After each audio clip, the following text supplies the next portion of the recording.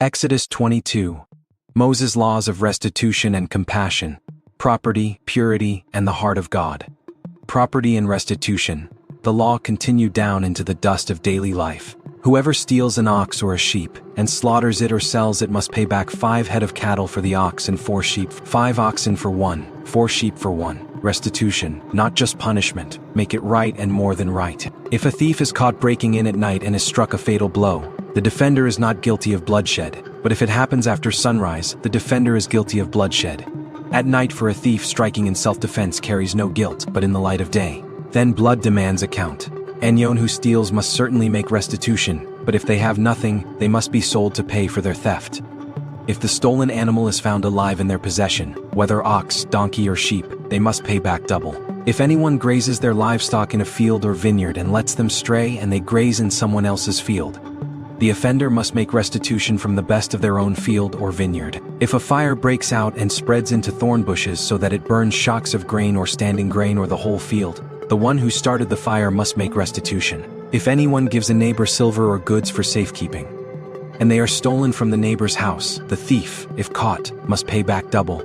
But if the thief is not found, the owner of the house must appear before the judges, and they must determine whether the owner of the house has laid hands on the other person's property. In all cases of illegal possession of an ox, a donkey, a sheep, a garment, or any other lost property, trust was the currency of community. If it was stolen, the thief pays double. If no thief is found, the matter comes before God himself. An oath before the Lord settles what human eyes cannot see. And if an animal dies or is injured while in your care, an oath clears you. But if it was stolen on your watch, you pay. And if it was torn by wild beasts, bring the remains as evidence. God does not require the impossible. If anyone borrows an animal from their neighbor and it is injured or dies while the owner is not present, they must make restitution. But if the owner is with the animal, the borrower will not have to pay. If the animal was hired, the money paid for the hire covers the loss. Borrowing comes with responsibility, fairness woven into every transaction. Social responsibility. If a man seduces a virgin, who is not pledged to be married and sleeps with her, he must pay the bride price, and she shall be his wife. If her father absolutely refuses to give her to him, he must still pay the bride price for virgins. There is no casual when it comes to intimacy. The bride price must be paid. She must be honored, whether she becomes his wife or not. There is no taking without cost. Do not allow a sorceress to live. In a world surrounded by dark powers, God's people must be free from them. The occult has no place among those who trust in the living God. Anyone who has sexual relations with an animal is to be put to death. The boundary between human and animal is sacred. To cross it is to uncreate what God has made. Whoever sacrifices to any god other than the Lord must be destroyed, not because God is petty, but because he is God. There is no other, and his people must have no other. Do not mistreat or oppress a foreigner. Why? Because you were foreigners in Egypt. You know how it feels. Let memory shape mercy. Do not take advantage of the widow or the fatherless. If you do and they cry out to me, I will certainly hear their cry. They have no one to defend them. My anger will be aroused and I will kill you with the sword. Your wives will become widows and your children fatherless if you lend money to my people. Among you who is needy, do not treat it like a business deal. Charge no interest. If you take a cloak as a pledge, return it by sunset. It is their only covering. When they cry out, I will hear, for I am compassionate. Do not blaspheme God or curse the ruler of your people. Honor upward, honor outward. Words matter. Do not hold back offerings or your vats. You must give me the firstborn of your sons.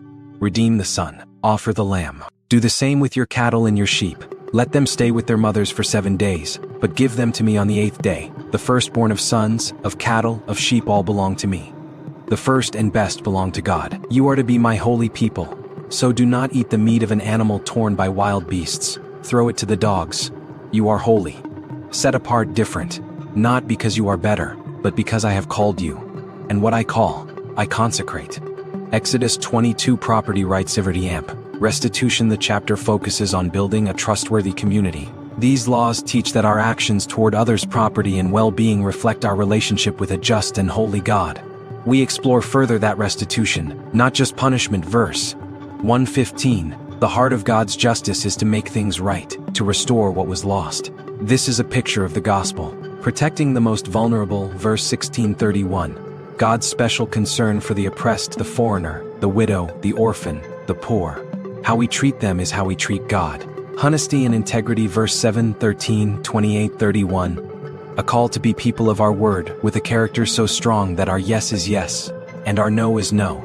Let's dive in again to the next part of the Moses Law together. Don't miss it. Subscribe, like, comment, and hit notification button for more videos, more Bible study, and more Bible knowledge. We got you.